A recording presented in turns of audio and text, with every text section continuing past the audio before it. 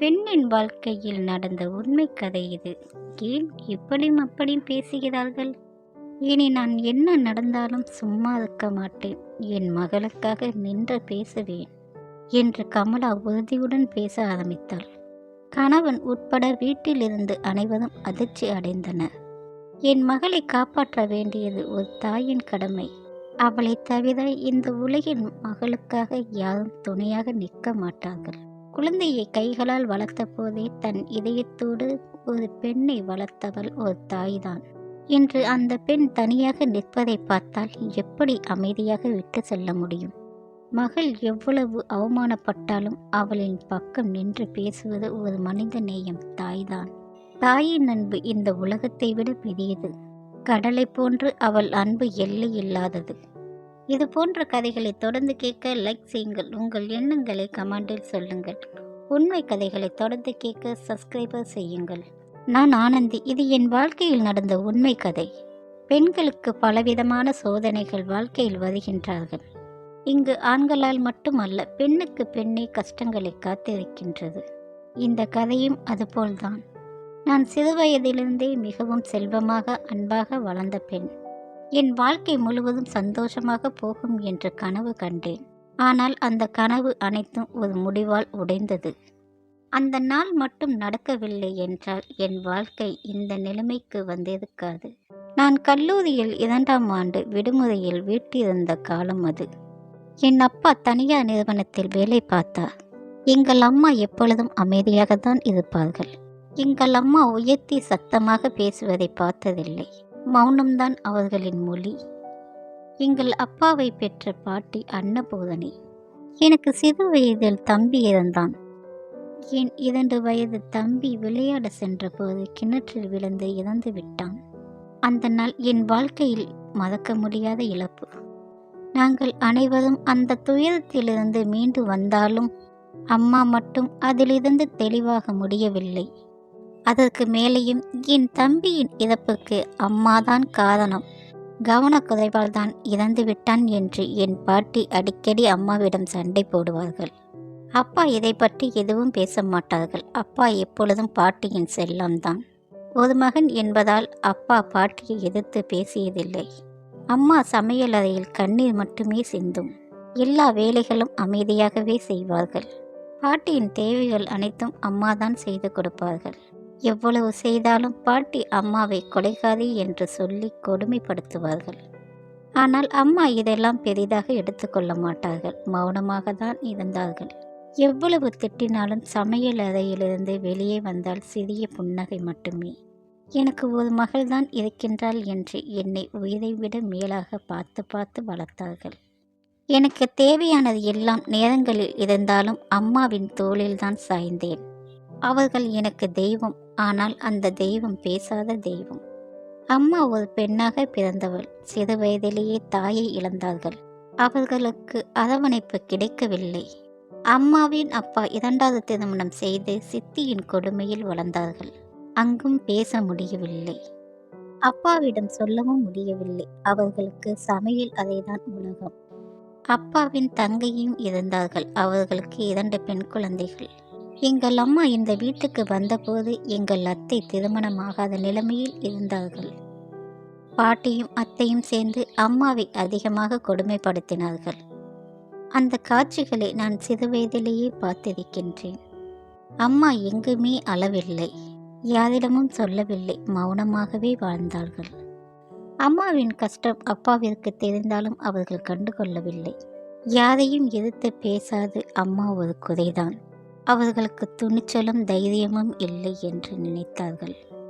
அந்த நேரத்தில் அம்மாவிற்கு கிடைத்த ஒரே ஆதரவு நான் தான். என் சிறிய குறும்புகளில் சிரிப்பு தான். அம்மாவின் மனதை முழுமையாக புரிந்தவள் நான் தான். பாட்டி எப்பொழுதும் என்னிடம் சண்டை போடுவாள். ஆனால் நான் எதிர்த்து பேசுவேன். அதனால் என்னை அதிகமாக அடக்க முடியவில்லை. இருந்தாலும் நான் செய்த தவறுகளை அப்பாவிடம் சொல்லி என்னை திட்ட வைப்பது பாட்டிக்கு சந்தோஷம். அத்தை சந்தோஷமாக திருமணமாகி போன பின்பு எங்கள் வாழ்க்கை சந்தோஷமாகும் என்று நினைத்தோம். ஆனால் எதுவும் மாறவில்லை. காலம் இப்படியே சென்றது. நான் படித்து கொண்ட காலத்தில் அத்தை விடுமுறையில் குழந்தைகளுடன் வந்தார்கள். பாட்டியுடன் எதுவும் சொல்லாமல் வந்தால் பெரிய பிரச்சனை ஏற்படும். அத்தையின் நாத்தனாருக்கு ஒரு மகன் இருந்தான். அவன் பெயர் அசோக். சிறிய கம்பெனியில் வேலை பார்த்தான். இன்னும் சில காலத்தில் அரசாங்க வேலை கிடைக்கும் என்ற நம்பிக்கை.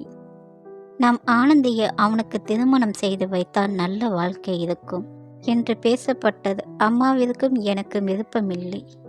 நான் முடியாது என்று சொன்னேன். ஆனால் பாட்டி, உன்னிடம் யார் கேட்டது? முடிவு என் மகன்தான் எடுப்பான் என்று அம்மாவை மிரட்டினார்கள். அம்மா முதல் முறையாக என் மகளுக்கு இப்பொழுது திருமணம் வேண்டாம், அவள் படிக்கட்டும் என்று தயக்கத்துடன் பேசினார்கள். ஆனால் பாட்டி அம்மாவை அடிக்க சென்றார்கள். அம்மா பயந்து மௌனமானார்கள். அப்பா வந்தபோது பாட்டி நாடகம் ஆட ஆரம்பித்தார்கள். என் உடல்நிலை சரியில்லை, இறப்பதற்கு முன் என் பேத்தியின் திருமணத்தை பார்க்க வேண்டும் என்ற ஆசை என்று கூறினார்கள். அப்பாவை சம்மதிக்க வைத்தார்கள். பாட்டியின் பிடிவாதத்தால் என் திருமணம் நடந்தது. பெண் பார்க்க அசோக் வந்தான். அவன் பார்வையில் எனக்கு அன்பு தெரிந்தது. வாழ்க்கை நல்லாகத்தான் இருக்கும் என்ற நம்பிக்கை வந்தது.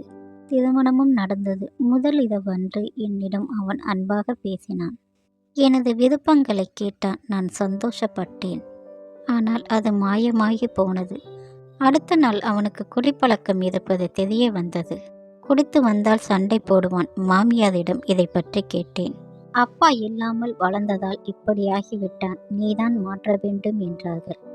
நான் முயற்சித்தேன், ஆனால் முடியவில்லை. சண்டைகள் வந்தால் அம்மா வீட்டுக்கு வருவேன். மீண்டும் சமாதானம் செய்து அனுப்பி வைப்பார்கள். முதல் பெண் குழந்தை பிறந்தது. அதற்கு பிறகும் அவன் மாறவில்லை. மாமியாரும் நாத்தனாரும் சேர்ந்து என்னை அடிமை போல் நடத்தினார்கள். எல்லா வேலைகளும் நான் தான். சில காலம் கழித்து நாத்தனார் அவர்கள் வீட்டுக்கு சென்று விட்டார்கள். சென்றதும் வாழ்க்கை மாறும் என்று நினைத்தேன். ஆனால் விதி மாறவில்லை. நான் என் படிப்பை முடித்தேன். அவன் குடிப்பழக்கம் அதிகமாகி உடல் கெட்டு இறந்தான். சில காலம் நான் அம்மா வீட்டில்தான் இருந்தேன். மாமியார் கண்ணீர் விட்டு என்னை மீண்டும் அழைத்து சென்றார்கள். ஆனால் என்னை அங்கு வேறு தொழிலுக்கு தள்ள முயற்சித்தார்கள். நான் எதிர்த்து நின்றேன். அம்மாவிடம் எல்லாத்தையும் பற்றியும் சொன்னேன். எனக்கு பாட்டியும் அப்பாவும் எனக்கு 2ஆம் திருமணம் செய்ய முயற்சித்தார்கள். அந்த நாளில்தான் அம்மா மௌனத்தை உடைத்தார்கள். இனி என் மகளுக்கு யாரும் திருமணம் செய்ய வேண்டாம். அவள் வாழ்க்கை அவள் வாழட்டும். நான் அவளுக்கு துணையாக நிற்பேன் என்று கூறி என்னையும் என் குழந்தையும் அழைத்து கொண்டு வெளியே வந்தார்கள். அந்த நாள்தான் அம்மாவின் துணிச்சலை முழுமையாக பார்த்தேன். அம்மா வீட்டு வேலை செய்து என்னை படிக்க வைத்தார்கள். நான் வேலைக்கு சேர்ந்தேன். என் மகளை நன்றாக வளர்க்கின்றேன். இனி அம்மாவை வேலை செய்ய விடமாட்டேன். என் வாழ்க்கை இப்பொழுது அமைதியாகவும் சந்தோஷமாக போகின்றது. அப்பாவும் பாட்டியும் மன்னிப்பு கேட்டார்கள். ஆனால் அம்மாவும் நானும் மன்னிக்கவில்லை. இன்று நான் என் மகளுடனும் அம்மாவுடனும் தைரியமாக வாழ்கின்றேன். என் வாழ்க்கை எனக்கு தன்னம்பிக்கை கொடுத்தது. பெண்கள் அழுவதற்காக இல்லை, தைரியமாக நிமிர்ந்து வாழ பிறந்தவர்கள். மௌனம் எல்லாவற்றுக்கும் தீர்வு இல்லை. சில நேரம் அது வலிமைப்பட்டு அதிகப்படுத்தும். ஒரு தாயின் துணிச்சல் ஒரு மகளின் வாழ்க்கையை மாற்றும். சகிப்பு பெண்ணின் வாழ்க்கை இல்லை, வாழ்வது அவளின் உரிமை. வலியின் கற்றுத்தரும் பாடம்தான் பெண்ணின் வலிமையாக்குகின்றது. இது போன்ற கதைகளை தொடர்ந்து கேளுங்கள். காதல் சூரியன் சேனலை சப்ஸ்கிரைப் செய்யுங்கள். நன்றி, வணக்கம்.